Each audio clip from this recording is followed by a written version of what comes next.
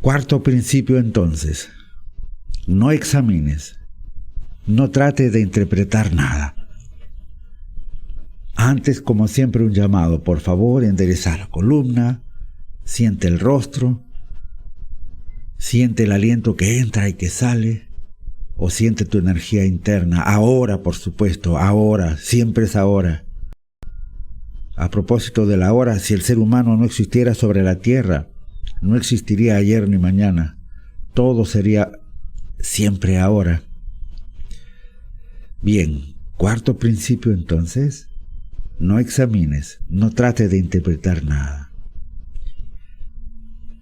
William Blake, ese formidable ser humano, dijo: no vemos el mundo como es, sino como somos. No vemos al mundo como es, sino como somos. Las interpretaciones, los juicios, deforman nuestra visión de la realidad. ¿Por qué? Porque hacen que veamos el presente a través de los lentes del pasado. ¿No? Siguiendo esta línea de ideas, entendemos que nuestra percepción de la realidad, pues, por lo tanto, no es objetiva, sino que depende de quien la observa. Por eso, repito, no percibimos el mundo como es, sino como somos, sino como lo permiten los paradigmas que tenemos, los marcos de referencia, las creencias, los modelos mentales. Dicho de manera más simple, si me pongo anteojos verdes, veré todo verdoso. Si me pongo anteojos amarillos, veré todo amarillento. Las creencias, los modelos mentales, los paradigmas son filtros con los que vemos la realidad. Es decir, repito, no vemos el mundo tal cual es, sino con el color del cristal de nuestra mente. Y siempre recordando que la mente es pasado, la mente es memoria, la mente es acumulación. No examines, no trates de interpretar nada. Si no estamos atentos, si no estamos presentes, en realidad no vivimos. En realidad no estamos en el momento. Y no vivimos directamente la realidad, sino lo que nos dice nuestra mente, la forma en que interpreta nuestra mente. Pero el hecho es el real y la interpretación es irreal. No interpretes. Para cumplir este consejo, necesitamos, ¿de acuerdo?, eliminar las categorías mentales ligadas a los prejuicios. Bueno, entre comillas, malo, entre comillas, que hacen que percibamos al mundo de manera dual, limitada. ¿Ah? Es que lo que me estoy refiriendo es que etiquetamos al mundo. ¿Comprendes? Es cierto que desde una perspectiva de la llamada conciencia moral existe el bien, el malo, lo bueno y lo malo, ¿no? Y de modo muy simple, el bien es todo lo que te hace bien a ti y a los demás, y el mal es lo que te daña a ti y daña a los demás. Hasta ahí lo entendemos. Pero yo me refiero a esa mente prejuiciosa que va calificando todo desde su perspectiva, ¿no? Etiquetando todo, opinando sobre todo. Y esto es muy común en Facebook. Uno pone algo, o cualquier persona pone algo, y estamos tentados siempre a opinar. Me gusta, no me gusta, qué bonito, qué feo, estoy de acuerdo, no estoy de acuerdo, esto es bueno, esto es malo. Y esto hace pues que actuemos de manera dual. Y todo esto es relativo. Bueno o malo es relativo. Te cuento esta historia del monje taoísta, de un monje taoísta. Un monje taoísta vivía con su hijo. Un día su hijo sale caminando, se va por las montañas y se pierde. 1, 2, 3 días, al cabo de este tiempo viene la gente del pueblo y le dice: caramba, qué mala suerte has tenido, tu único hijo, lo sentimos. Y el sabio dice: bueno, buena suerte, mala suerte, ¿qué es eso? Dicho y hecho, pasa una semana más y el hijo que se había perdido regresa, pero regresa con un caballo que se había encontrado en la montaña. Y entonces la gente viene donde el sabio y le dice: tenías razón, no era mala suerte, no era malo, qué bueno, tienes ahora un caballo que te va a ayudar en las faenas agrícolas, ¿no? A su tierrita que cultivaba, qué bueno. Y él dice: bueno, sí, claro, qué buena suerte, pues tienes un caballo. Buena suerte, mala suerte, relativo. ¿Cómo no va a ser? Y pasa lo siguiente: el chico, pues con el caballo feliz, empieza a ir de un lugar a otro y ahora sí, se mete por unos pasajes intrincados y se pierde. 15 días, un mes y no aparece. Y la gente regresa y le dice: tenía razón, era mala suerte más bien, porque ahora sí tu hijo se perdió definitivamente, qué pena. Y el sabio vuelve a decir: buena suerte, mala suerte, bueno, malo, ¿qué es esto? Y dicho y hecho, al cabo de un mes, el chico aparece pero con una manada de caballos. Este caballo había atraído a caballos salvajes. Y siguiendo a 20, 30 caballos. Y la gente va y le dice: tenía razón, qué buena suerte, mira, tienes 20, 30 caballos, tu vida cambió. Y él dice: buena suerte, dice el sabio taoísta. Mala suerte, ¿qué es esto? Bueno, malo, ¿qué es?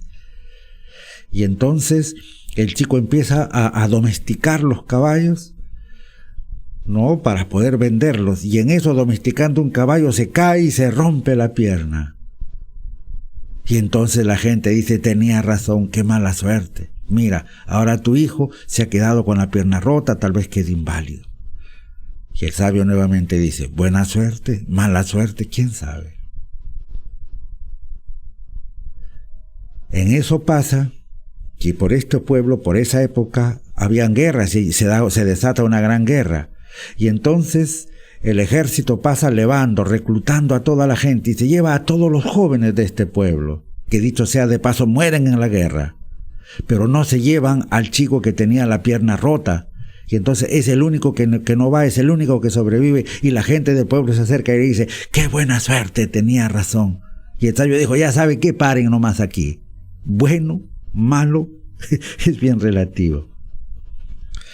Y el amado Bhagwan Sri Raghunath, él profundiza acá, ¿no? Y se basa en el Tao, ¿no? Cuando dice: del reconocimiento de lo alto surge lo bajo, del reconocimiento de lo bello surge lo feo, etcétera, ¿no? Y él dice, por ejemplo: si dices que algo es bonito, entonces tendrás que condenar a algo como feo. Y esta actitud dual está dividiéndote a ti, te divide a ti. De manera como que habrá dos partes dentro de ti.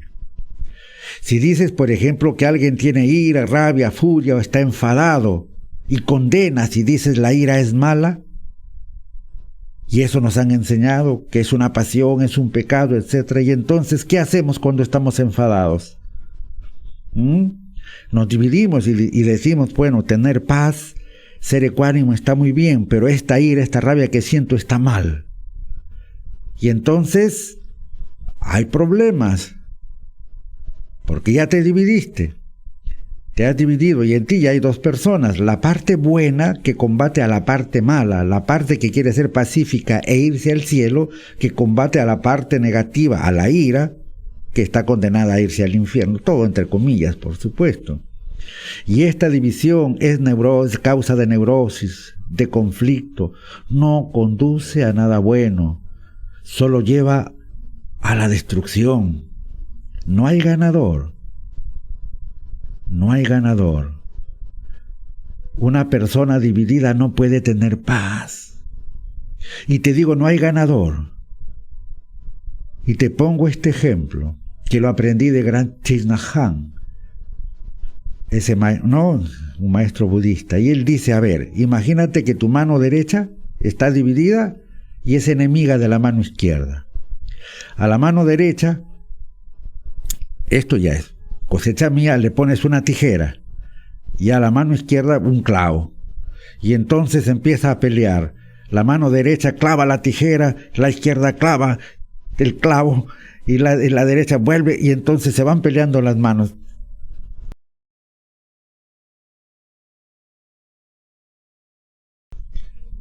¿Te parece eso sano? ¿Quién gana aquí? ¿Quién gana aquí? Solamente te dañas, te destruyes. Es lo mismo cuando divides tu energía.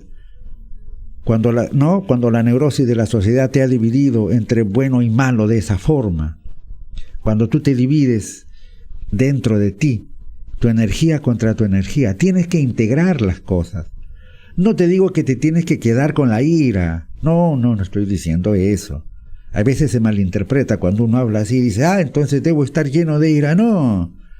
Lo que te puedo decir es, toma conciencia. No luches contra ti mismo. Más bien observa, más bien vuélvete consciente, más bien transmuta, y esa es la verdadera alquimia espiritual, la transmutación de las emociones negativas. Transmuta la ira, la rabia en compasión, porque la energía no es buena ni mala. Si el ego toma esa energía, se llama rabia, ira. Si la conciencia toma esa energía, se transforma en compasión. Eso es lo que hay que hacer, en general, con todas las cosas. Entonces, pues, te digo, una persona dividida no puede tener paz.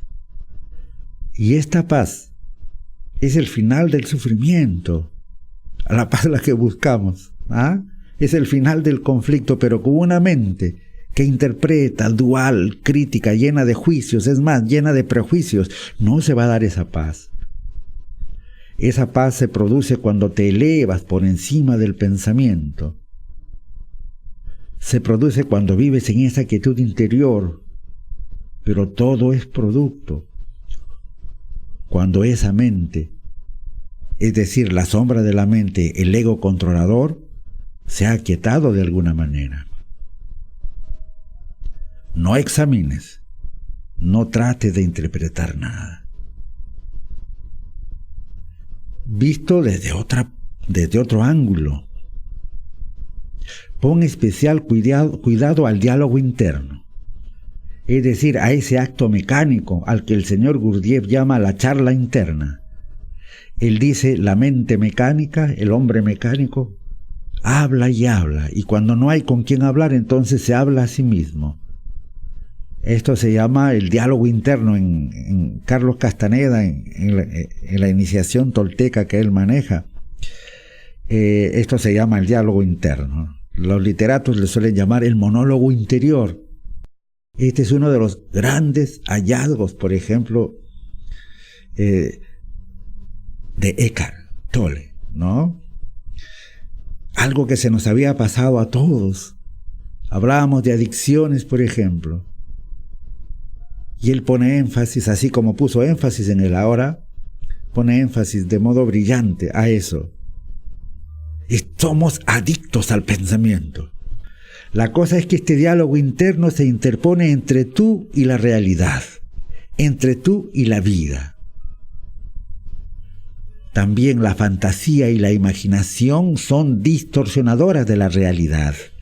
Nos imaginamos y fantaseamos cosas permanentemente. Imaginamos cosas que no son.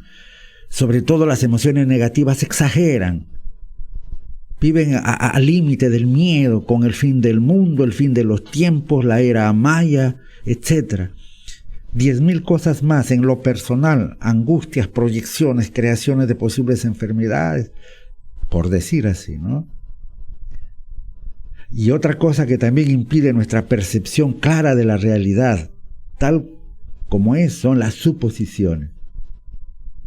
Actuamos de tal o cual manera porque suponemos y decimos, no, ¿y por qué hiciste esto? Bueno, es que yo pensé que, no es que yo suponía que, y estas suposiciones tienen como base experiencias pasadas, prejuicios, creencias, condicionamientos. Y para cerrar, por supuesto que también están las famosas anticipaciones, ¿no? Hay personas que en base a la imaginación y suposición de lo que pueda pasar se anticipan, van preparando actuaciones. ¿Qué cara voy a poner? ¿Qué sonrisa? Si hablo serio, si hablo mejor de un modo más amable, bueno, ¿cómo me voy a comportar? ¿Qué es lo que voy a decir? ¿Cómo lo voy a decir? Es decir, que la realidad importa muy poco. Actúan desde el contenido de la mente, desde el contenido discursivo de la mente, por decirlo así. Por tanto, diálogo interno, imaginaciones, supuestos, anticipaciones impiden nuestro estar en el aquí y en el ahora. Es decir, impiden que vivamos la vida misma. Impiden que estemos en el presente. Y distorsionan nuestra vida, distorsionan nuestras relaciones. Por ejemplo, me acuerdo de esta historia. José iba a visitar a un amigo, a Luis. Y entonces tenía que caminar, quiso ir caminando, más o menos 30 cuadras. Pero José era muy proclive a dejarse llevar por la imaginación, por los supuestos, a las conductas anticipadas, es decir, vivía bastante en su mente. Se dejaba llevar mucho por los contenidos de la mente. Era, por supuesto, adicto al pensamiento. Estaba permanentemente elaborando, conjeturando, imaginando. Vivía en la cabeza, en esa neurosis.